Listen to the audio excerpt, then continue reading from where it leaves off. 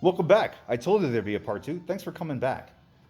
Let's check out more games because there's just so much stuff to cover. Let's start off with the sole pickup for the Wii, which was Impossible Mission, not Mission Impossible. This game has really no relation to Tom Cruise whatsoever, from what I know. This is a remake of a Commodore game, so a really old game. Initially, the game was scratched up to pieces and I couldn't play it, but I got it resurfaced. And this was a gift, a parting gift from my buddy that worked at a game store that's been giving me a lot of games recently. He got me this because he knew I'd been eyeballing it for a while as his goodbye. This is one of two games that he got me as his going away present. I'll show you the other one a little bit later. It's a Genesis cart that's really cool. But this game is really neat. You're basically a spy. You get to recover something from an ancient base or an old lab. And yeah, you can switch between the old and new graphics and the music, I believe. It's pretty neat. Kind of cool to have a game that's so old. And it's made by Codemasters, which is one of my favorite old-timey, at least from that era, developers. But yeah, check out Impossible Mission. It's a fun time. All right, let's go with the PS3 games that I actually put some thought into picking up. Let's start with Overlord, Raising Hell. I don't know if it came with a manual, but it's by Codemasters again. Overlord, Raising Hell is a demonic Pikmin. Mixed with a little bit of Bard's Tale Diablo type gameplay. The, overworld view, you kind of see your character go. You play as the titular Overlord. Your left analog stick controls the Overlord. The right one controls your minions, or your Pikmin monsters. And obviously there's different types of minions. It's really cool. It's kind of silly. It has a funny sense of humor. You build up your tower, your castle has been destroyed by heroes, and you recruit like your queen, your evil queen. You help the villagers, but kind of not because you're evil at the same time. It's a really cool game. If you like this type of stuff like Diablo and Pikmin mixture, I really recommend Overlord Raising Hell. The graphics are a little rough, but the controls are super innovative. I really enjoy this game, but it was taken out of the PS3. But another game that I was playing and really enjoying, which we'll touch on shortly. By the way, these are games were not included in the lot. These are PS3 games I actually put some thought into when I picked up, such as Resident Evil 5. Resident Evil 5 has been released on everything, basically, to my knowledge. I really love this game. I played it to completion already. Really, really solid. It runs a little rough every now and then. The performance issues kind of dip and are noticeable, but not enough to detract from the experience of what this game is. If you're a fan of old-time horror type Resident Evil, I can see how you might not like this one because it's more action-oriented. But I think that fits the bill for me because your buddy Churrasco, he's a little scared of scary games. They make me kind of scared, and they make me want to whimper and hide underneath my sheets. So instead, I like the action route. Blasting the parasite-infected villagers and monsters in this game is great. Kind of drops me into the lore of Resident Evil right in the middle of the timeline, and I'm kind of like, oh, I guess I'm missing a lot of stuff. Maybe one day I'll brave the scarier entries, but because of this game, I probably will not hesitate to pick up Resident Evil 6 and Revelations 2 and check those out. Excuse me. So if you like Resident Evil, more of the adventure side, action type, you have no excuse to not check this game out. Really excellent. Highly recommend Resident Evil 5. All right, next up, we got two more PS3 games. First off, Darksiders. This cool lenticular holographic type cover. Think God of War Light, and this is neat. You can get a weapon, like a death sight or something. It's called the Harvester, by logging into the actual menu in the game and inputting a password into the password screen. No PSN required, apparently. Don't know if it'll work. I don't think there's an expiration, but I can't imagine there is. Really cool, like shiny gold lettering too. But yeah, God of War Light, graphics not as good, gameplay not as polished, a little bit more of a budget type game, at least on the first one, I think. But I really enjoy. You play as the Horsemen of War, one of the Horsemen of the Apocalypse, and battle monsters. I checked it out. I liked it. I'm excited to go back into it. And since I got this, I decided to also go ahead and get Darksiders 2. This time you play as Death. And this game has a lot more production value put into it. You can tell. Controls are better. Animation is better. Graphics are better. Even the music is better. And it runs better. It's really nice. I know there is a definitive, get it? Definitive edition for the PS4 that's also available, but I haven't checked that one out. I couldn't find it. So but they were right next to each other, Darksiders 1 and 2. They were like little brothers, and they wanted to be taken in together. So I said, all right, come on, especially for how cheap they were. So I'm excited to check out both eventually. Yeah, pumped about that. Let me move these over so they don't topple over. Let's go with some PS4 stuff, starting with the SteamWorld collection, which includes Heist and SteamWorld Dig, A Fistful of Dirt. I was actually playing this quite a while, and then it got kind of rage quit on one mission. I picked this up because I heard nothing but good things. And once I heard that SteamWorld Heist was kind of a tactical shooter type of thing, like XCOM, I was a little worried, but the word tactical got me. And then I played it, and I'm glad I did. It's a squad-based little shooter where you take cover behind different items like barrels and things like that.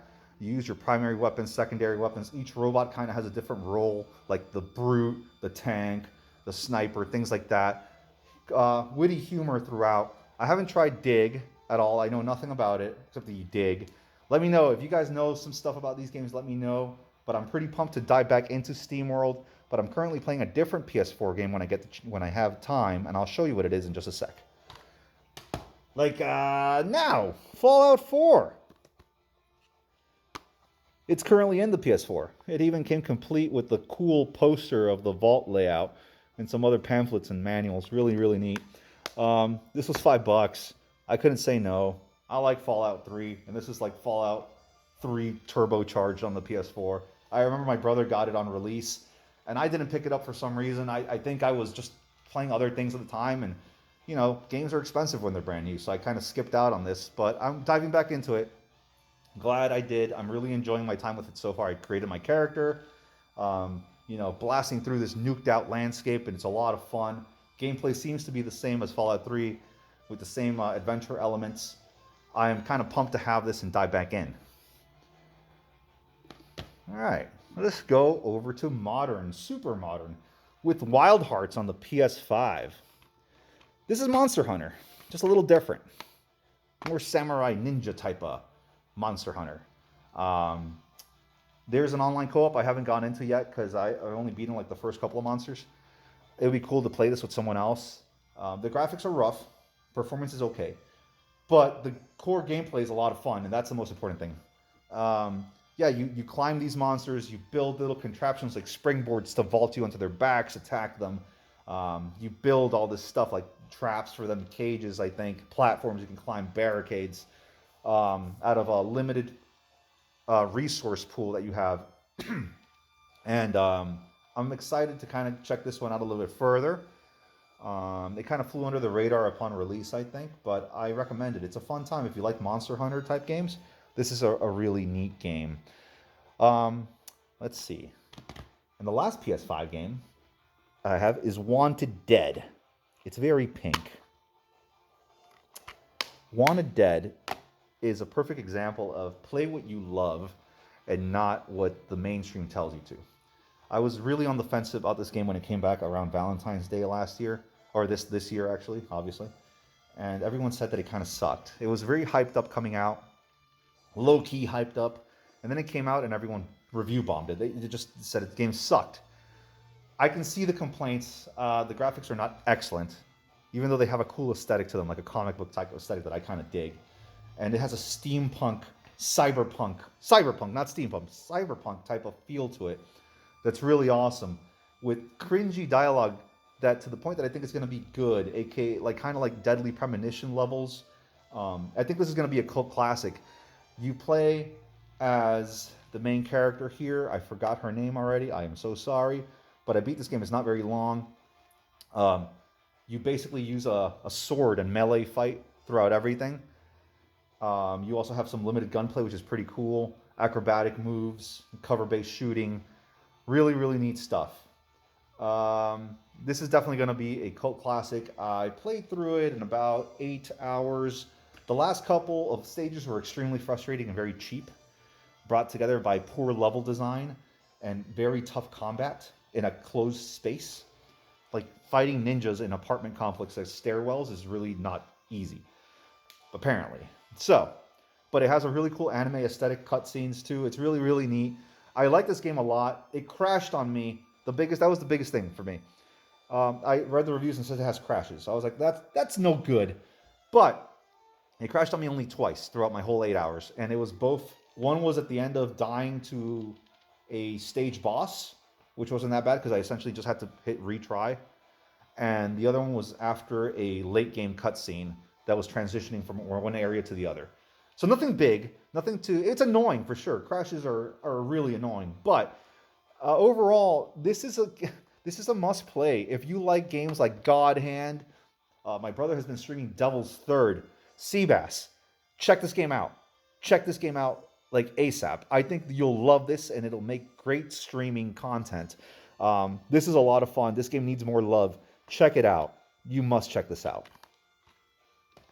All right, let's go on to Genesis. That had some really, really awesome stuff. First up, Landstalker. You play with this gentleman right here, whose name is not Landstalker. I need to clean this card up, and it has a dead battery, but I'll get it fixed. This was part 2 of the going away present for my buddy at the game store. Think of Legend of Zelda Link to the Past on the SNES, but transferred over to the Genesis with a more Genesis feel. Great, amazing graphics for the Genesis. Isometric type of platforming with some Zelda-esque combat. I knew the battery was dead when I tried to save, and then it wouldn't let me, and then it kind of booted me to the home screen, or it said continue and nod, and then the file was gone. It's supposedly a short playthrough. Some people have been saying, oh, you don't have to replace the battery. It's just to sit down one day, dedicate 5 to 8 hours, and just be done with it. It's like, no, I'm good. I'll get a battery eventually. But yeah, check out Landstalker. This is really cool. I have it on my multi-card, actually.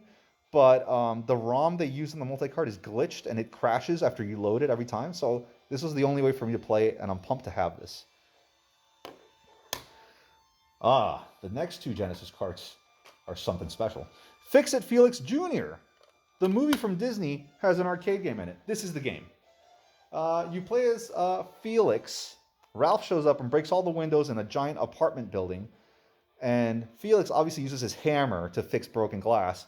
You go around fixing things, watching out for obstacles like Ralph dropping bricks on you, flying ducks, potted plants that won't let you climb up windows, like storm shutters on windows that won't let you get on windows in from the side. So you have to really plan your ascent and descent as you fix all these windows.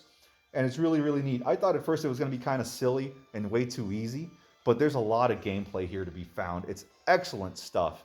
I really enjoy it, and it's a cheap multi-cart, and I recommend you giving this a try. And the last repro card is a doozy. It's Cadillacs and Dinosaurs. Some dude, a one-man team, I think, translated this, and I'm very impressed with the work that he did. I wish he would have had a bigger team to help him out, because there are some elements missing from this, from the original. Besides the obvious downgrade in content and graphics and music, there are some things missing that I wish were still in here, like weapons that you could pick up, better music, because the music kind of sucks in this version, I'll be honest. And the sprite for the last boss, the big boss monster in the original arcade game, is excellent, and he's not in here at all. He's replaced by a generic dinosaur sprite of another boss from earlier in the game, which is a real bummer. And honestly, another big downgrade on this is that there's no 2-player mode on the Genesis. That sucks. And there are very few dinosaurs to be found. But I already played through this and beat it. It's difficult, but once you get the hang of it, of how the fighting works, side-scrolling beat-em-up action, you get the hang of it pretty quick. And there's unlimited lives and continues. So of course I was going to beat it. I probably played through this on the channel so you guys can check it out and see if it's worth your while. As a cool talking piece, though, there it is. And the last Genesis game was part 1 of my Father's Day presents from my wife and my kids. By the way, happy Father's Day to all you dads out there, all you game dads. Anyways, it's Shining in the Darkness for the Genesis. A very old first-person dungeon crawling RPG where there's only basically one dungeon. You go to save the kidnapped princess, and look at this, it's super mint too, and the battery still works. Robert or Ralph or something, I think I have your game. Thanks, buddy. Thanks for taking such good care of this. Yeah, very difficult. There's about one dungeon that you have to grind in for gold and experience. And initially, I only have one character, the titular Churrasco. And later, some buddies join in to make the game supposedly a lot easier. This has that old-timey Genesis charm, and is supposedly the beginning of the Shining series, the Shining Force and stuff like that. So that's pretty cool. It's worth checking out. It is also on my multi-cart, but I'm very leery of saving games on the multi-cart on battery saves when there's multiple games that use save features on that same cart. I think there's something kind of sketch about that. But look at this beautiful piece. This is phenomenal. Check this game out. All right, let's go to N64. N64 got some love, and some serious games were picked up. Starting off with Beetle Adventure Racing. Very recommended by Metal Jesus Rocks and other YouTubers. I had to give this a try. I'm glad I did. I don't think it's worth the price that some places are selling it for. It's a somewhat generic racer with really tight controls, and all the cars you control are VW Beetles. My only complaint against the game, besides being a little generic, is that the tracks are obnoxiously long. Sometimes you're just racing, it seems like forever for a lap to finish. But the controls are tight, the action is there.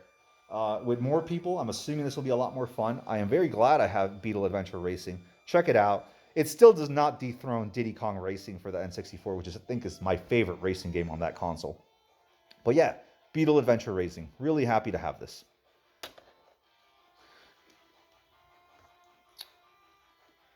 Banjo-Kazooie. I saw this laying at the store and I had to pick it up. I already missed out a couple of times on picking up a copy thinking no one would snag it. So I saw this one and picked it up. It's a classic Rare platformer game from that heyday, that era of the 64, when Rare could do no wrong. Basically Donkey Kong 64, even though a lot of people didn't like that one. But the Banjo series, Conker, Bad Fur Day, Mario 64, was that? No, Mario 64 was not Rare. That was really bad, Churrasco. Terrible mistake. But yeah, I've been playing it. It's kind of funny.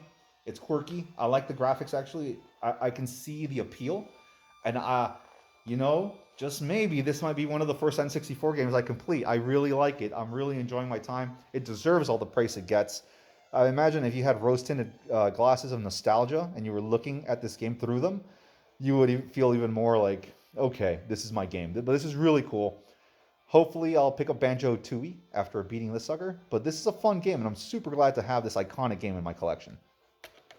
Last N64 game is the one I was most pumped about. It's Castlevania 64. I know, a lot of people say this game sucks. I'm here to tell you it doesn't suck that bad. The graphics are a little rough, the controls are kind of tough to get used to, but afterwards the combat is fun, and the adventuring element is there. The story is cool. Fighting skeletons on motorcycles definitely was funny. But other than that, I'm enjoying my time with it. The sequel to this, I think Legacy of Darkness, I could be wrong, about the names. There's so many names in the Castlevania lore. But I really would like to get that one too, but it's super expensive. This one's not super pricey, but it's still kind of hard to come by, especially nowadays. If you see it laying around, you're a fan of Castlevania, and you've heard the negative critics, don't listen to them. Make your own opinion. Give it a shot. I am pleasantly surprised by how good this is. All right, well, let's wind it down. We're getting into some heavy stuff. Let's get into PS2 first with Dark Cloud. Dark Cloud is not that much of heavy stuff. Churrasco, who says heavy stuff is not heavy stuff. I always hated the cover to this game. It looks so generic, which is probably why I didn't pick it up. I regret that. This is an excellent game. It's an RPG where you play as this young man and you slay things. It's kind of like a 3D Zelda with, I think, town building elements. Really nice graphics for the time, actually. Sony published little game. And there's a town building element, like I said. I played part 2. The main reason I got this, honestly, is because my brother recently got part 2 through a lot on Whatnot, and I play tested part 2 for him, and I really, really, really liked that game. So I figured I need part 1 then to check out the beginnings of the series. I will probably dive back into this one hopefully soon. But yeah, this is cool. Common game. I recommend it. Ignore the lame cover and just pick it up. It's cool. Let's actually skip the one PS2 game to jump into PS1 with Area 51. I had to get this. This has been on my list for such a long time.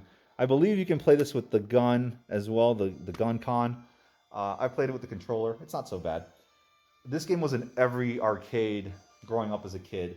And until recently, I even lost out the chance on buying a full-size cabinet with the actual guns on it a little while ago. And I was very sore about that. So I decided instead of spending the hundreds, if not thousands of dollars on an arcade cabinet. I paid a lot less for this. This is cool. Quick playthrough, maybe an hour or two. You shoot all the aliens that come down. They explode into like bones and blood. And there's cheesy like real actors in there saying, "Come on, let's go!" And when you shoot the power-ups on screen, you know, the classic stuff. If you were a kid in the mid to late '90s, you saw this in every arcade game machine, every arcade area or place that would have arcade machines. And you know how good this game is, how cheesy it is. The nostalgia was just too great. I had to. All right. This next one's super cool. Langrisser 4 on the PS1. This is a reproduction that I play on my special PS1. Guys, I am in love with the Langrisser series. Gnarly Seabass is in love with the Langrisser series, I think. Check out his streams on Twitch. He's been playing Langrisser 2. No, actually he has not. Check out his YouTube channel for his long play of Langrisser 2.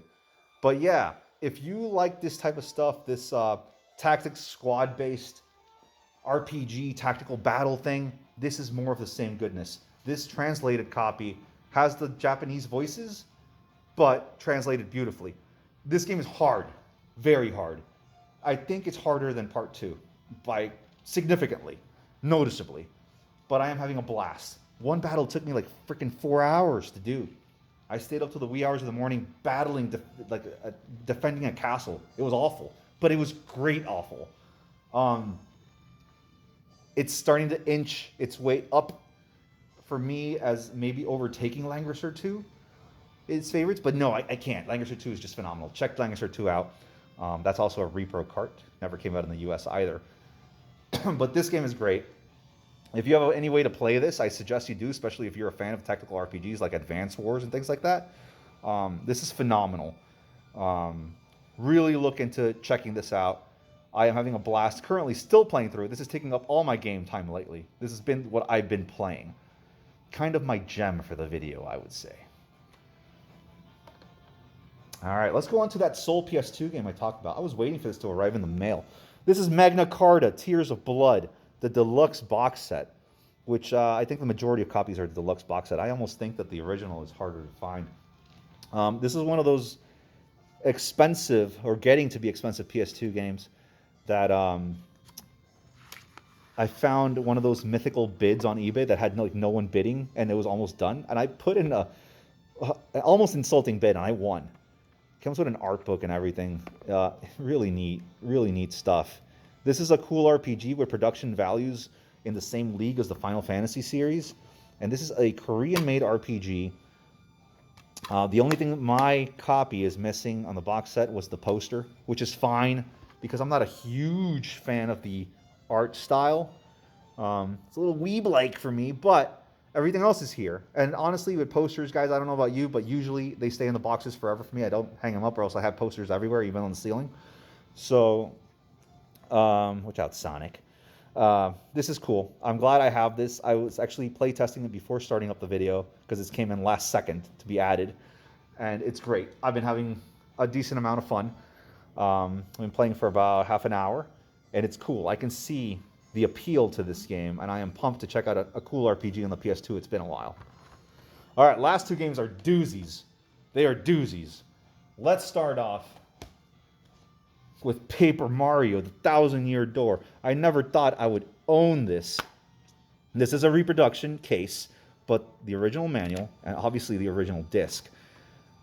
I started adding console repair to my repertoire of skills.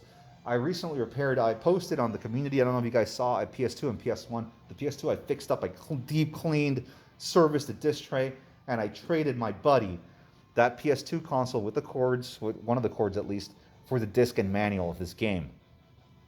He might have gotten slightly the short end of the stick on that, but he was kind of selling it for cheap anyways. He kind of wanted it gone, so this worked out perfect. I just ordered a repro case, and I've been playing it a little bit, and even my son likes it. He likes the little RPG elements that there are to it. I'm really excited to dive into Paper Mario because it's supposed to be the zenith of the series of the RPG, the Paper Mario aesthetic. So I am super glad I have this. I really never thought I would go out of my way to get something this cool for the GameCube, but here it is, and I'm super pumped to have it. If you haven't checked out Paper Mario: Thousand Year Door, I suggest you do. It seems like an RPG light, like more kid centered, but I know it gets deeper, and the story's whimsical and funny with a little bit of platforming Mario goodness thrown in. So yeah, Paper Mario: Thousand Year Door. I have it. Score. The last game is my favorite pickup here, and part 2 of my Father's Day gift. Thank you to my wife and my kids. Eternal Darkness Sanity's Requiem. Once again, a game I never really thought I'd own. These GameCube prices are ridiculous.